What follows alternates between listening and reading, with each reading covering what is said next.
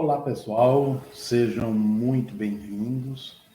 É um prazer estar com vocês novamente, desta vez para a gente poder concluir aquilo que nós estávamos conversando no vídeo passado a respeito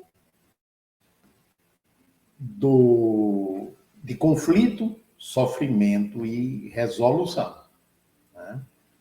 Então, esse tema ele comporta muitas ilações, mas eu estou seguindo uma sequência mostrando que o conflito ele vem de duas forças em oposição, e aqui eu estou me referindo especificamente ao psiquismo, e por conta dessas forças em oposição, cada uma puxando para um lado, há um desperdício de energia, há uma geração de medo ou de raiva e, como consequência, muita ansiedade no campo da superfície do indivíduo. Então, isso já vem de longo tempo, de muito tempo, realmente. Só que antes do conflito, ele não tinha tanto respeito a algo intrapsíquico. Ele tinha respeito principalmente na relação do indivíduo, ainda primitivo, com o seu meio ambiente. Na medida em que o ser humano ele foi se aperfeiçoando, o mundo interno se desenvolvendo, e aí começaram a ocorrer as divisões internas, né? Puxando para um lado, puxando para o outro, e a carga de sofrimento ela começou a existir. É óbvio que a gente ainda se debate um pouco com o meio, mas essa conflagração, digamos assim, com o meio, ela está muito correlacionada também e principalmente com as questões intrapsíquicas, né, que transbordam e são projetadas para o meio ambiente onde nós estamos situados, seja uma aldeia, né, ainda culturalmente pouco avançada, sejam as sociedades primitivas do passado ou as da atualidade, sejam os povos antigos ou nós que vivemos nos grandes arranha-céus da atualidade e usufruindo de uma tecnologia que o ser humano, pelo menos no nosso período civilizatório conhecido, nunca, né, conheceu, nunca desfrutou. Então, hoje a gente está num tempo que é realmente muito, não tem nem comparação diferente de até mesmo 60 anos atrás, 100 anos atrás, imagine há 1000 anos atrás, 2000 anos atrás. Agora, desculpem, do ponto de vista psíquico, psicológico, em muitos aspectos, o ser humano de hoje ainda parece muito o ser humano de 60, 1000 anos atrás, 2000 anos atrás, porque ainda estamos muito sendo mobilizados pelo contexto da sobrevivência, do território, da zona de conforto. E isso tem muito a ver com as questões que estão dentro de nós, não somente com o cérebro, mas dentro de nós, do ponto de vista de mente. E aí eu volto a dizer que mente é uma coisa, cérebro é outra. O cérebro é o instrumento da mente, muito embora uma parcela ainda considerável da academia considere a mente como sendo um produto do cérebro. Mas a gente tem mais do que evidências científicas para comprovar que não é essa a realidade, que é o contrário, que a mente se serve do cérebro e o cérebro é produto da mente, né? Embora a mente lhe sofra, obviamente, a interferência. Assim como o instrumento, ele pode facilitar ou ele pode dificultar a expressão musical do artista, do músico que o está utilizando. Então, a gente vai ver o seguinte, e isso que eu vou falar agora tem a ver ainda muito, né, com uma classificação, uma divisão cerebral que foi muito usada na década de 80. Hoje não é mais tanto assim, mas é apenas para a gente poder, do ponto de vista didático, a gente ir conversando. Porque a gente sabe que, embora exista um cérebro mais antigo, um intermediário e um mais recente, que é o neocórtex, principalmente no ser humano, mas que o cérebro ele é plástico e ele, suas diferentes áreas, têm uma modulação de conexão que a gente só está começando a entender um pouco mais de algumas décadas para cá. Então, McLeod, ele nos seus estudos, ele classificou, ele verificou que havia um cérebro que nós compartilhamos com os répteis, principalmente, que é um cérebro primitivo, o arqueocórtex, né? Que tem a ver com o tronco cerebral, tem a ver com os núcleos da base e com os bulbos olfatórios. E está basicamente relacionado com luta, fuga, imobilidade ou congelamento, né? Quando o animal ele se finge de morto. Um caçaco, um gambá, por exemplo, quando está sendo perseguido por uma raposa que ele é apanhado, ou imediatamente se finge de morto, e é um fingimento tão eficiente que o coração parece parar, mas diminui bastante os batimentos, e como ele exala um mau cheiro, parece que está em putrefação. E aí a raposa abandona, porque está morto, está começando a apodrecer. Né? Então, isso é o que está configurado aqui como imobilidade, congelamento, né? Que é o pânico do ser humano, que o ser humano fica paralisado. Então, nos répteis e nos mamíferos, de uma forma geral, né, isso está muito presente e muito mobilizado somente pelos instintos, ou seja, nos répteis não há emoção, não há sentimentos. O que há são instintos. Já nos mamíferos inferiores, como o próprio gambá, né, como os marsupiais e outros, né, nós já temos o paleocórtex, o sistema límbico e, portanto, o cérebro emocional. E aí já começa a sentir aquilo que claramente se configura para nós como medo, raiva, terror.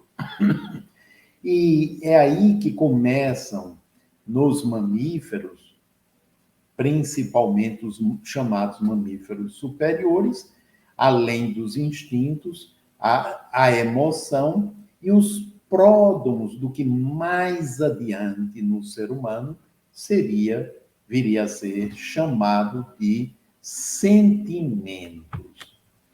E nos mamíferos superiores começa a surgir o neocórtex, o cérebro racional, capaz de elaborar alguma forma de pensamento, uma certa imaginação, e aí nos seres humanos, a imaginação e as crenças mais elaboradas. Então, nós já encontramos o instinto, emoções e sentimento. Quem cria, por exemplo, animais como os cachorros, sente claramente que eles demonstram alegria, demonstram tristeza, demonstram gostar, e isso não tem a ver somente com o alimento que lhes é fornecido. Vai já um pouco, pelo menos, além disso. Então, nos mamíferos superiores, ainda continua luta, fuga, imobilidade, fingir-se de morto. Cuidado prolongado com os filhotes, já começa a ver que nos répteis não tem. A gente sabe, por exemplo, que o jacaré, a fêmea, ela cuida dos filhotes por um tempo, mas depois, passado aquele tempo, ela pode, inclusive, se alimentar dos seus próprios filhotes. Enquanto que nos mamíferos, principalmente mamíferos superiores, como o cachorro, como o cavalo, o elefante, os golfinhos, né, os cetáceos, de uma forma geral, a girafa e outros, há um cuidado mais prolongado, inclusive uma transmissão de ensinamentos por parte aí ou da mãe, né, em poucos por parte dos pais ou do grupo, né, mas é principalmente por parte da mãe, daqueles filhotes, que esses ensinamentos são transmitidos. Então, há um planejamento grupal, né, no sentido das migrações, que não é um planejamento perfeitamente consciente como em nós, seres humanos. Está ainda movido pela carne instintual, ou quando os predadores, como leões, né, por exemplo, as hienas, né, os cachorros do mato, eles vão caçar, tem algum tipo já de planejamento naquilo dali. Né? Mas, obviamente, muito diferente do planejamento já existente no ser humano. E uma germinação dos sentimentos mais avançados. De modo que, nesse slide daí, a gente vê num laranja forte, né, no centro, o cérebro primitivo, relacionado com autopreservação, agressão, né?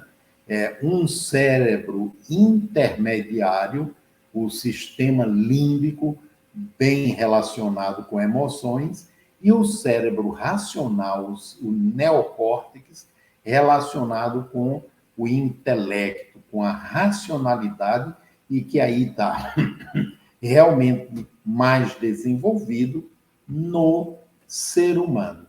Então, o que é que a gente ainda poderia dizer em relação a isso?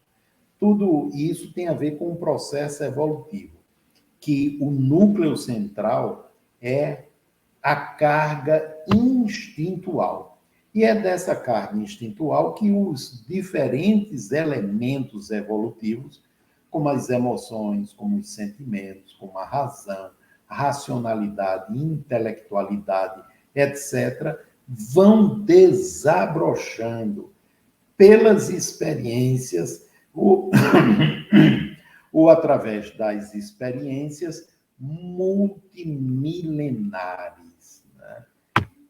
E, a partir daí, o desenvolvimento é aquilo que a gente observa no ser humano. Mas nós, seres humanos, ainda estamos vinculados, muito vinculados a essa carga instintual. E, portanto, as defesas que ela comporta. Quais são as defesas?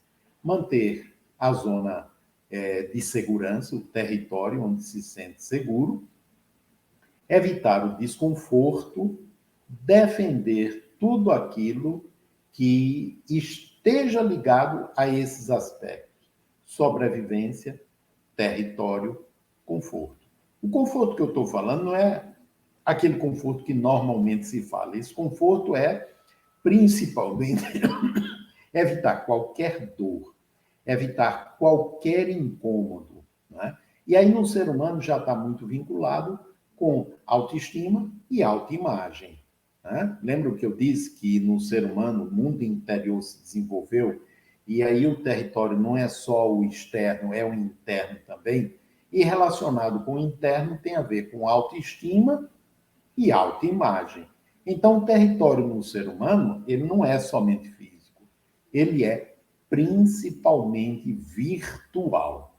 Então, as defesas, a carga instintual, ela está muito voltada para a defesa e evitar a evitação de qualquer desconforto que atinja autoestima e autoimagem. E aí o ser humano tende a repetir os modelos, tende a repetir os padrões. Né? E se ele está num comportamento defensivo, certamente ele vai tender a repetir isso daí. E aí vem a pergunta, né, de muita gente: por que é tão difícil sair da negatividade? E aí eu coloquei alguns itens aqui para explicar isso. Primeiro, há uma tendência à repetição. A tendência à repetição, ela é inconsciente e ela é resultado do processo evolutivo. A gente tende a repetir aquilo que pode nos manter no domínio do que, consciente ou inconscientemente, consideramos como sendo importante para evitar desconforto ou para manter autoestima e autoimagem, pelo menos, razoavelmente preservados. E aí, isso tem a ver também com estrutura portanto, neurônios, parte física e psicológica, ou seja, físico e emocional, neurológica e emocional psicológica. Medo de quebrar uma estrutura antiga, conhecida, que proporciona defesas e ganhos. Né? Então, se eu quebro essa estrutura, vai ficar o quê? Como é que eu vou ser? Como é que as coisas vão ficar? Como eu não sei, a tendência a manter tudo do mesmo jeito. E, portanto, com isso daí, medo de perder-se, né? Porque confunde a apresentação de si consigo mesmo. O que é a apresentação de si? É a estrutura de personalidade, é a autoimagem, né? Consigo mesmo. O que é esse si mesmo? Esse si mesmo é a totalidade do ser. Se eu acredito que eu sou somente o Gerardo, qualquer coisa que possa modificar o Gerardo vai gerar medo. E a tendência a me defender para que aquela mudança não ocorra. Que aí, como é que eu vou ficar? O que é que eu vou ser? Medo do novo, portanto, né? Se eu estou magoado com a vida, né, porque eu estou considerando que a vida está sendo injusta de alguma forma comigo, não mudar é uma forma inconsciente de ferir a vida, porque vida é mudança permanente. Lembrem-se que a impermanência, ou seja, a mudança constante, é uma lei da vida, uma lei da natureza. E com isso, forçar a vida a atender às minhas expectativas. Né? É claro que a vida ela não vai nem, digamos, perceber, porque a vida não é propriamente uma pessoa, ela é uma estrutura inteligente que ela vai se autorrealizando, né? Na sua jornada. E nós estamos inseridos no contexto dessa jornada daquilo que chamamos vida. Então, por mais que eu tente permanecer do mesmo jeito, a vida nem espera por mim e ela vai provocando situações pela própria mudança que é permanente, que vai fazer com que não tenha jeito de eu permanecer do mesmo jeito. Né? O desejo de ferir alguém ou forçá-lo a mudar. Eu posso repetir coisas, né, principalmente negativas, se eu estou muito magoado com alguém. E na maioria das vezes isso não é nem consciente. Né? É uma estrutura interna que eu costumo chamar de vinganças ocultas, que a minha parte consciente nem percebe, mas que tem uma outra área minha realizando esse processo de revanche, né? De devolver, dar o troco para alguém. E a recusa em renunciar ao prazer que a negatividade proporciona. Porque se eu perduro um tempo prolongado em um determinado modelo que é negativo, alguma forma de gratificação ou de prazer eu estou obtendo através daquela repetição. E poder perceber isso, conhecer isso, é fundamental para que eu me coloque à disposição do processo de mudança, né? E eu o escolha conscientemente.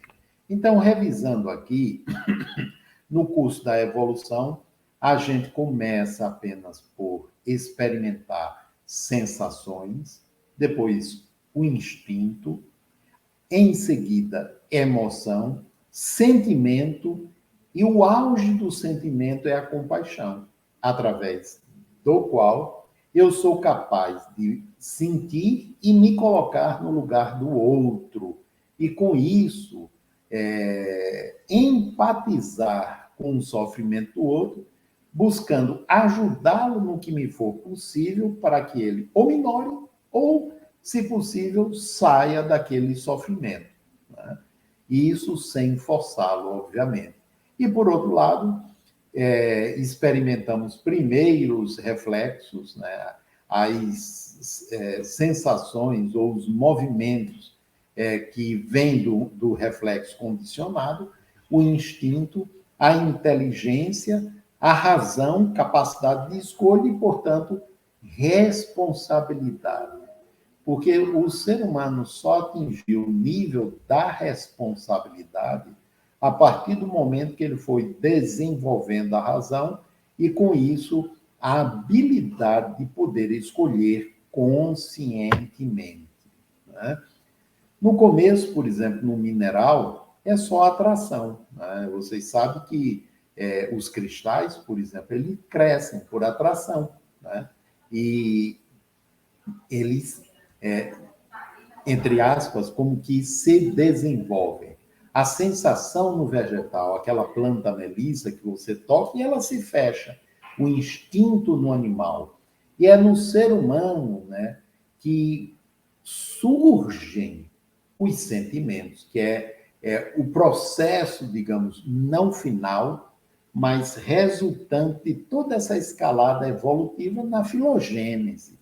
E o humano reúne em si todos os anteriores: a atração, a sensação, o instinto e, obviamente, emoções e sentimentos, né? Então, a crisálida da consciência, construindo as suas faculdades de organização, sensibilidade e inteligência, transformando gradativamente toda a atividade nervosa em vida psíquica e afetiva, né? E aí a gente vem nesses níveis de consciência que foram pensados originalmente por Gurdjieff, né? Era um sujeito muito vinculado ao ocultismo, que elaborou toda uma estrutura de conhecimento que exerceu muita influência através de Ouspensky no início do surgimento da psicologia, principalmente na psicologia americana. Então, ele diz o seguinte, que ele, melhor dizendo, ele classifica os níveis de consciência como sendo, primeiro, consciência do sono, né? É como se o sujeito estivesse em estado de latência. Então, para ele, esse indivíduo, seja qual o nível social, cultural em que ele esteja, ele tendo algum tipo de clube, algum lugar onde ele possa se divertir, festa, praia, comida, sexo e dinheiro, está tudo muito bem. Ele sofre quando falta dinheiro, quando falta uma dessas coisas, né? Então, ele está em estado de latência, é a consciência do sono que ele chamou. O segundo nível seria a consciência desperta, que aí a Joana de Ângeles divide em a consciência desperta em sono, ele está em transição. Ou seja, ele vive a mesma coisa que o do nível 1 vive, mas já sente falta de alguma coisa que ele não sabe o que é. E o B é a consciência lúcida. Ele faz tudo também o que a anterior faz, a do nível 1 faz, mas isso não basta. Ele já tem uma consciência do dever, uma consciência do bem e sabe que o erro faz parte do aprendizado e resulta em experiência, e está buscando se melhorar continuamente. Até que vem o terceiro nível, que é a consciência de si mesmo. E esse é a ponte entre o superficial e a profunda busca de si mesmo, né? E aí o indivíduo ele está sempre buscando o crescimento interior, está procurando recursos para expandir ainda mais a sua consciência. e ele já está numa fase de cooperação com os demais. Ele não está em competição, mas sim em cooperação. E aí, ela, aproveitando a classificação de Gurdjieff chama esse último de o homem integral. Né? Então, isso nos lembra, por exemplo, a pirâmide Maslow, né, que é muito utilizada no campo dos recursos humanos, onde ele coloca na base da pirâmide as necessidades de segurança, as necessidades fisiológicas e as necessidades sociais também. Né? Mas, a partir das necessidades sociais, já começam o que ele chama de necessidades secundárias, né? Que inclui as relacionadas com autoestima, autorrealização e a transcendência, né? Que, na medida em que o indivíduo consegue vivenciar a transcendência, as necessidades básicas ou primárias vão perdendo a prioridade, né? E as últimas, principalmente a de transcendência, elas vão ganhando ascendência sobre os demais. E aí isso é fundamental, né? Para que a gente tenha plena consciência disso e a gente consiga entender, né? Relacionando esses conhecimentos, né, que o nosso sistema ele está dividindo em superficial, intermediário e profundo. Essas camadas, obviamente, elas são didáticas, elas comportam diferentes dimensões. Como eu disse no vídeo anterior, a mais superficial, que é aquela do eu de apresentação, da personalidade, do ego, né, que é a instância que aglutina os elementos formadores da personalidade. Esta daí, né, ela é a mais superficial. E ela tem como objetivo, ou seja, uma janela, constituir-se numa janela, tanto de apresentação como de comunicação entre o próprio indivíduo e o meio, assim como a camada de superfície, o próprio ego, e as outras dimensões que constituem a totalidade do ser.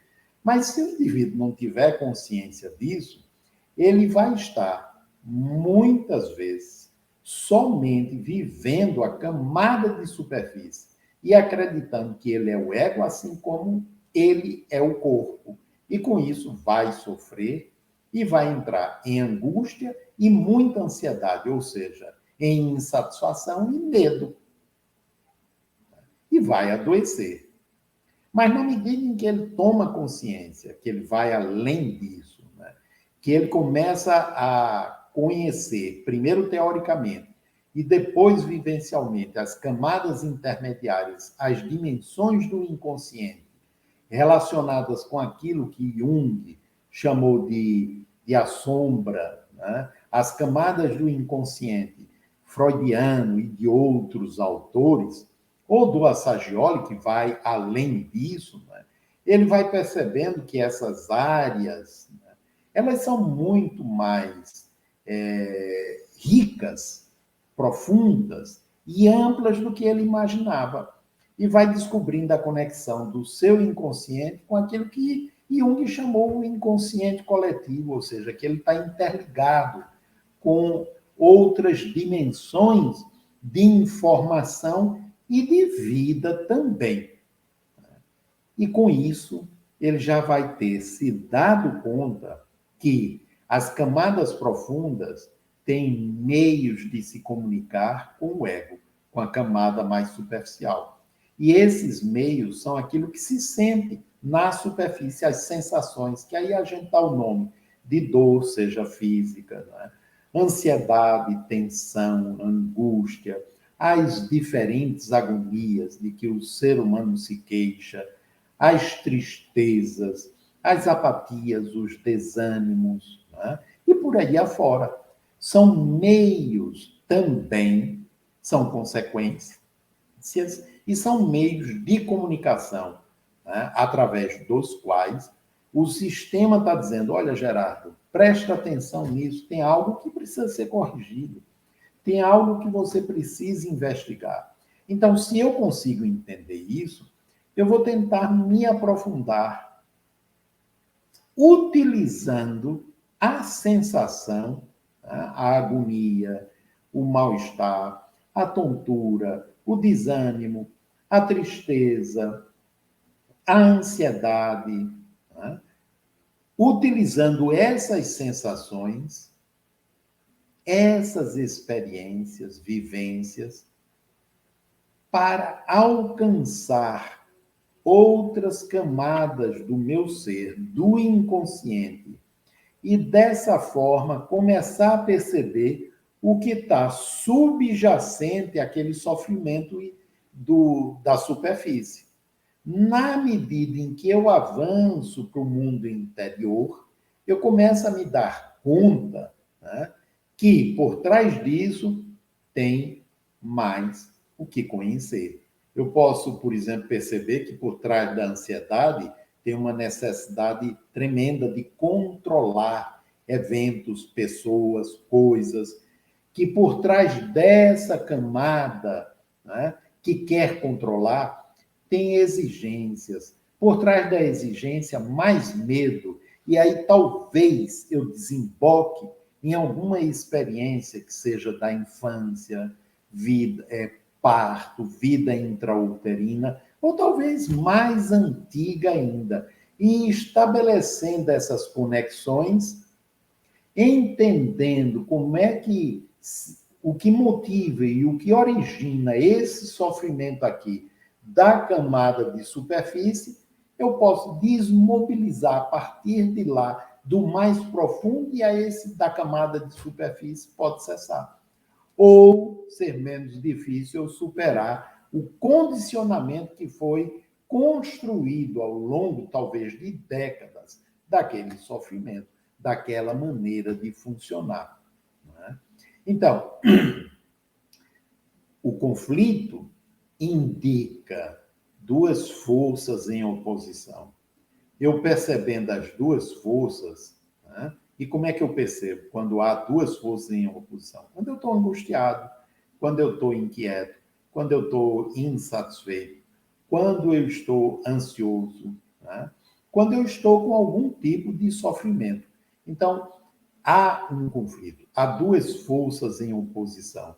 Eu percebendo que há duas forças, eu estou entrando em contato com uma parte minha que quer uma determinada coisa e com outra que quer algo diferente daquela primeira. Então, eu vou poder estabelecer um diálogo com as duas. Na medida em que eu encontro essas duas forças internas, ou essas duas partes, já começa a existir uma terceira, não começa? Um eu que é capaz de se observar, que é capaz de ir mais profundo, utilizando como ponto de partida aquilo que está acontecendo na camada de superfície. E aí, esse eu capaz de se observar, desenvolvendo a capacidade de lidar com essas forças que muitas vezes são antagônicas, né?